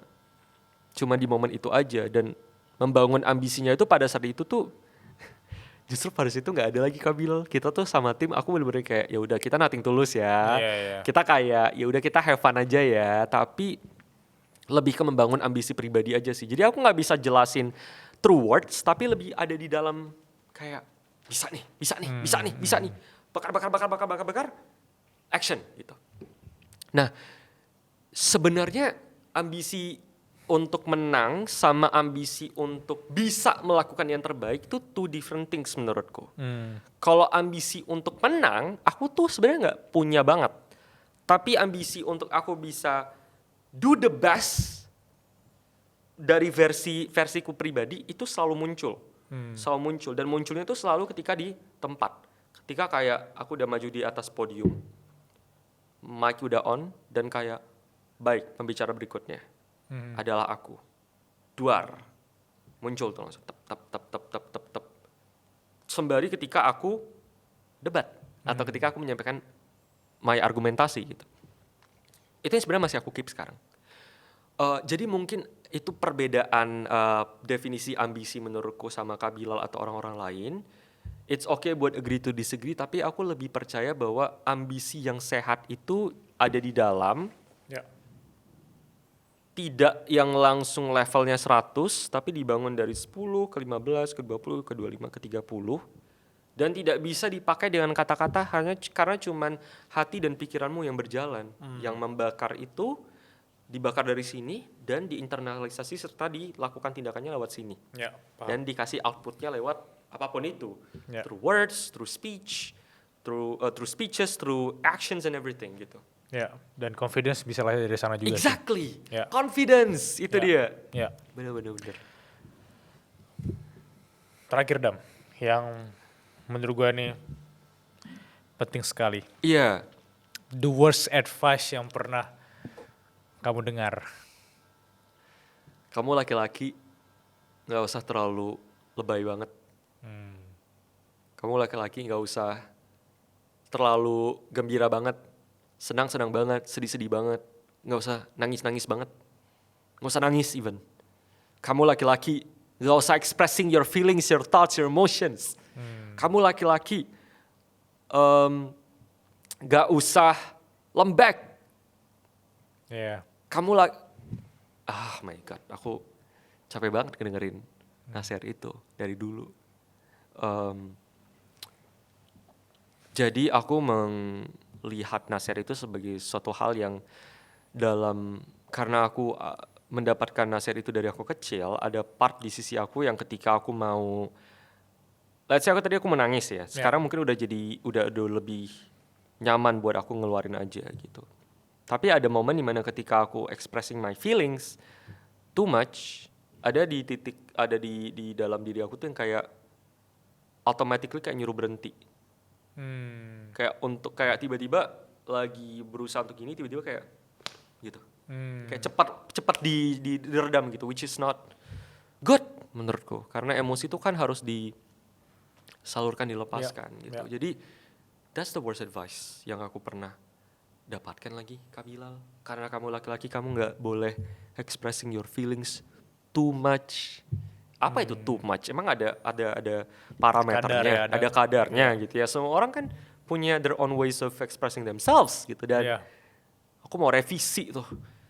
Jangan karena kamu laki-laki kamu nggak boleh expressing your feelings. Nah, karena kamu laki-laki kamu harus expressing your feelings dengan berbagai medium yang membuat kamu bisa aman, nyaman, dan bahagia untuk expressing that feelings. Itu. Wow. Karena Karena banyak yang pakai quotes laki-laki kalau ada masalah tidak bercerita kan. Kalau dinormalisasi terus-menerus kan, ntar kita juga tidak akan bercerita. Akulah korbannya itu, nggak aku cerita tuh apa yang ada di sini.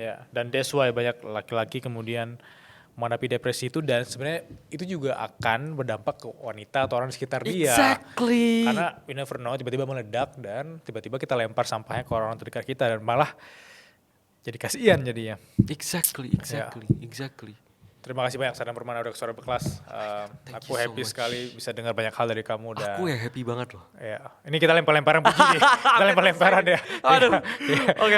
Terima kasih semuanya. Sehat-sehat. Terima kasih teman-teman.